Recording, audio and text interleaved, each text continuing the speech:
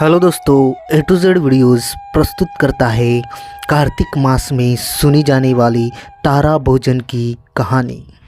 एक बार एक राजा था और उसकी बेटी तारा भोजन का व्रत करती थी।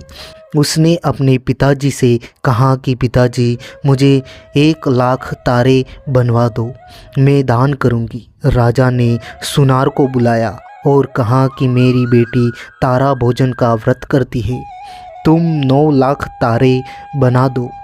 सुनार चिंतित हो उठा। वह राजा की बात को मना भी नहीं बोल सकता था क्योंकि उसे तारे बनाना नहीं आता था। उसकी पत्नी ने पूछा कि तुम उदास क्यों रहते हो? उसने कहा, राजा ने 9,00,000 तारे बनाने को कहा है, मैं कैसे बनाऊं? मुझे तो तारे बनाने आते ही नहीं हैं। राजा की बात है, अगर नहीं बनाए तो वह मुझे और तुम्हें दोनों को सज़ा देगा। उसकी पत्नी ने कहा, इसमें परेशान होने की क्या बात है? गोल सा पतरा काट कर कलियां काट देना, राजा ले जाएंगे। अपनी पत्नी के कहे अनुसार सुनार ने तारे बना दिए और राजा उन्हें ले गया। राजा की लड़की ने 9,00,000 तारे और बहुत सा धन और बहुत से कपड़े दान में दिए। भगवान का सिंहासन डोलने लगा। भगवान बोले, देखो तारा भोजन का व्रत कौन कर रहा है।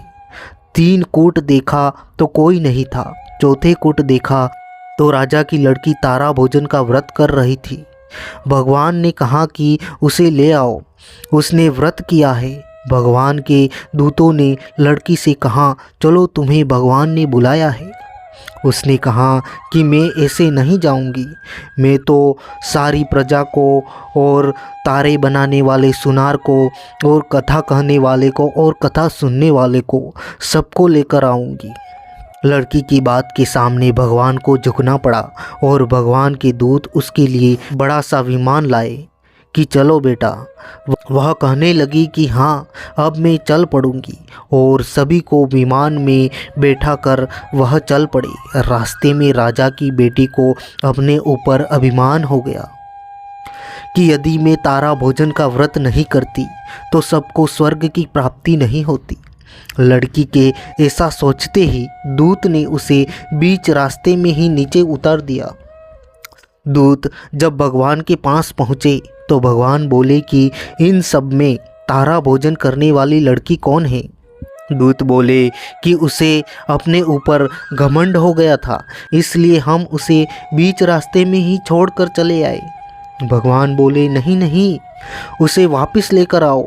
लड़की ने कार्तिक मास का व्रत भी किया है और तारा भोजन का व्रत भी किया है और 7 बार क्षमा याचना भी की है। क्षमा क्षमा क्षमा क्षमा क्षमा क्षमा क्षमा करो भगवान। तो वह दूत उस लड़की को वापस ले आए और उन सबको स्वर्ग मिला। इस कहानी को कहने अथवा सुनने के बाद कहना चाहिए कि जैसा राजा की लड़की को भगवान ने क्षमा दान देकर स्वर्गलोक प्रदान किया, वैसा स्वर्गलोक सबको प्राप्त हो। थैंक यू सो मच दोस्तों वीडियो देखने के लिए। अगर आपको यह वीडियो पसंद आया हो तो वीडियो को लाइक कर लीजिए, शेयर कर दीजिए और चैनल को सब्सक्राइब कर लीजिए ताकि आगे आने वाले ऐसे ही वीडियो आप तक सबसे पहले पहुंच जाए। थैंक यू, धन्यवाद।